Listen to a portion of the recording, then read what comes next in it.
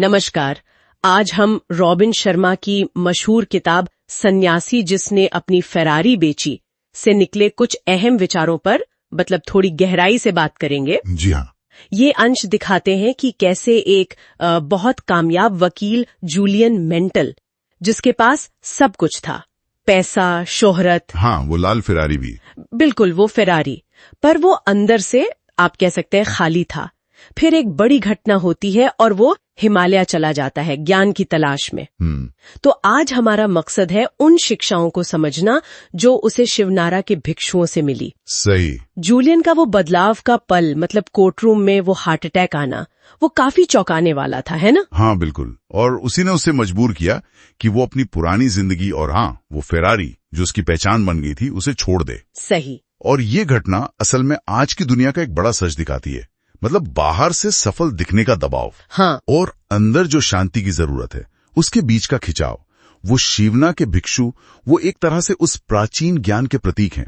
अच्छा। जिसकी तलाश अक्सर उन लोगों को होती है जो बाहर सब कुछ पाकर भी थक जाते हैं। तो वहाँ जो बातें सीखी उनमें सबसे पहली और शायद सबसे बुनियादी है, अपने मन पर नियंत्रण रखो। जी। किताब कहती है विचारों पर काबू पाओ तो जीवन पर काबू पालोगे। ये सकारात्मक सोच पर बहुत जोर देती है। बिल्कुल। और ये इसलिए इतना जरूरी है क्योंकि देखिए, हमारे विचार ही तो हमारी हकीकत बनाते हैं, है ना? हम अक्सर बाहर की चीजें बदलने में लगे रहते हैं, पर असली ताकत तो अंदर से आती है जब हम नकारात्मक सोचना छोड़कर अच्छी बातों पर ध्यान लगाते हैं। ये दिलचस्प है कि अंदरूनी बदलाव पर इतना जोर है, और शायद इसी से जुड़ा हुआ एक और सबक है, अपने समय का सम्मान करें। हाँ बिल्कुल। इसे सबसे कीमती तोहफा कहा गया है।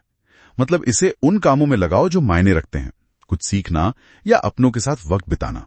हाँ, और ये बात हमें याद दिलाती है कि भाई जीवन सीमित है ना? वक्त निकलता जाता है। सही। तो समय का सही इस्तेमाल सिर्फ ज्यादा काम करना नहीं है, बल्कि जीवन को गहराई देना है, पर्सनल ग्रोथ हो या रिश्ते मजबूत करना हो। किताब अंदरूनी काम के साथ साथ बाहरी दुनिया से जुड़ने पर भी उतना ही जोर देती है ना?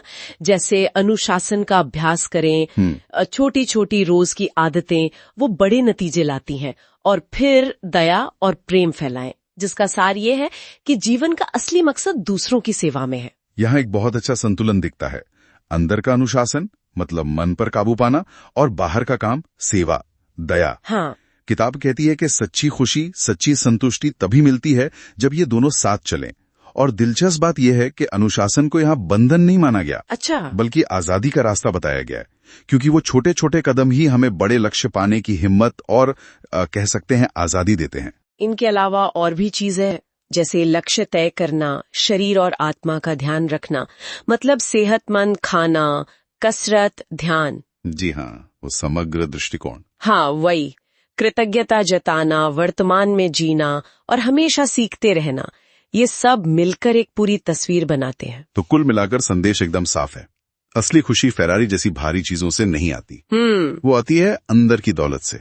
शांत मन, स्वस्थ शरीर, दयालु दिल, एक साफ मकसद, और हाँ, रिश्तों की गर्माहट से। शिवना का ज्ञान किसी खास जगह या समय के लिए नहीं है, ये सबके लिए है। बिल्कुल। सार यही है कि बाहरी सफलता के पीछे भागने के बजाय अगर इन उसूलों को अपनाया जाए तो अंदरूनी सुकून पाया जा सकता है। सही कहा। और इसी सोच के साथ शायद एक सवाल छोड़ा जा सकता है।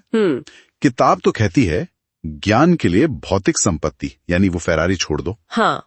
तो सोचें, हमारे अपने जीवन में ऐसी कौन सी छोटी फेरारी हो सकती है? कोई आदत, कोई सोच, कोई लगाव जो हमें शायद गहरी समझ या मन की शांति पाने से रोक रहा हो।